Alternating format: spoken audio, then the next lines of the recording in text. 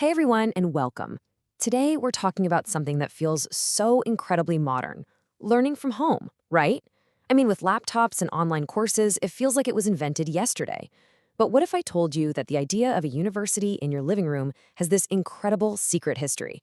One that's full of political fights, radical ideas, and amazing stories that go back way, way further than you think.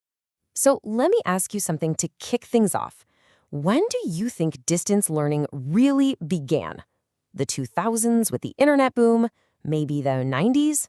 Well, the real answer is so much earlier. It turns out the dream of learning without being tied to a specific place is a really old one. I mean, just look at this timeline. We can trace this whole thing back to the 1840s.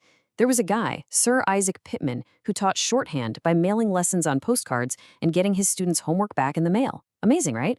Then, in 1858, the University of London started what Charles Dickens called the People's University. But the story really kicks into high gear in the 1960s, with this incredible idea for a University of the Air.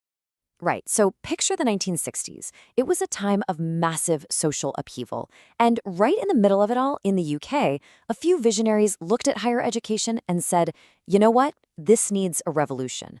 They dreamed up a university that wasn't about old stone buildings and exclusive clubs, but one that could reach anyone, anywhere. And then in 1969, it happened. That dream became a reality.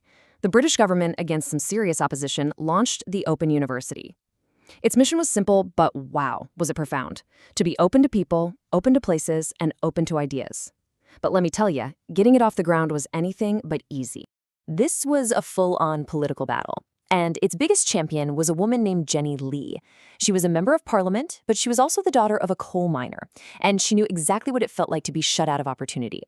She was absolutely determined that this new university was not going to be some second-rate bargain basement option. No, it had to be just as good as the best in the world. The establishment, though, let's just say they were not impressed. Not impressed is an understatement. The opposition was fierce. A leading politician at the time, Ian MacLeod, literally called the entire idea blithering nonsense. Think about that. To the people in power, the idea of using TV and the mail to teach university courses sounded like a joke, a total waste of money.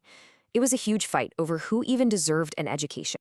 And you can see here just how radical this thing was. On one hand, you have traditional universities, selective. You have to be on campus, full-time.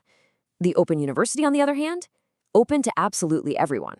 You studied at home, part-time, around your job and your family. It just completely flipped the whole model on its head. So how did they pull it off?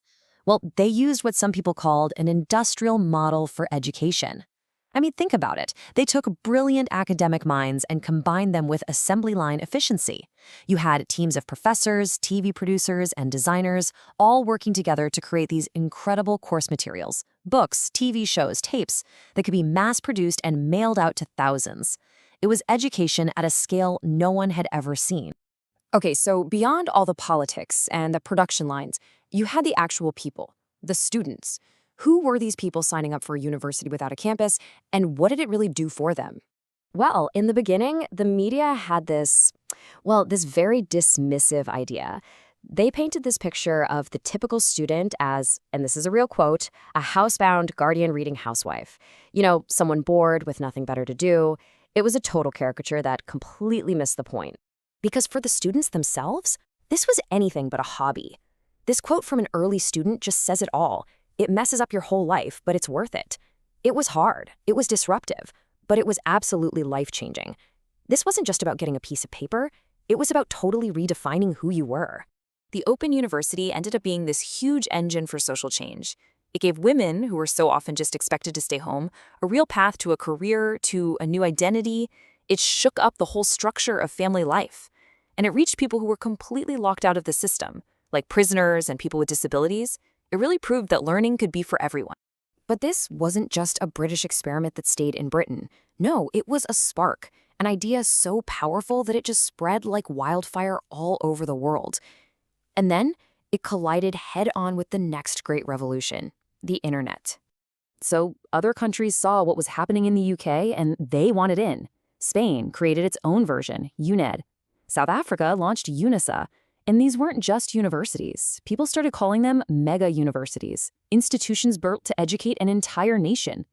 And the scale is it's mind-boggling. Look at this number.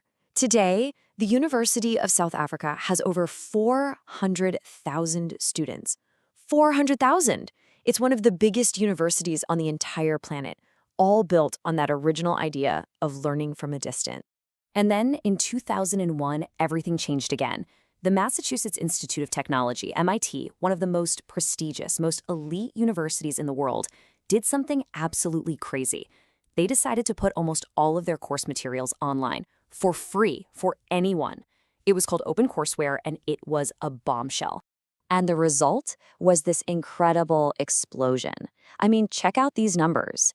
MIT's YouTube channel has more than 500 million views.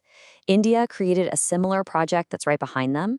Yale put some of its famous courses online and got nearly 200 million views. The university had officially left the building. So all of this open access paved the way for the next big thing you've probably heard of, the MOOC. That stands for Massive Open Online Course, and they really took off around 2008. All of a sudden, you could take a class with a star professor from Stanford or Harvard right from your couch, along with 50,000 other people from all over the world. And that pretty much brings us to today. The early pioneers, the ones who were called crazy, they won. Education is more open than it has ever been. But here's the twist. That very success has created a whole new set of problems for the institutions that started it all. Think about it.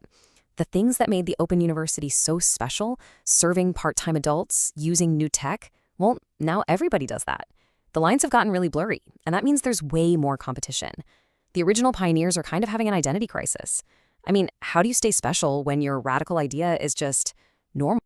So what's next? Well, the future looks incredibly flexible.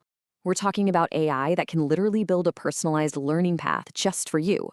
We're talking about virtual and augmented reality that can let you do a chemistry experiment or go on an archaeological dig from your own home. It's all about hybrid models and this bigger idea that learning isn't something you finish, it's something you do for your whole life. Which leaves us with one last really big question. We've gone from postcards to virtual reality. The walls of the classroom have basically dissolved. And as that trend continues, it makes you wonder about our oldest, most revered institutions.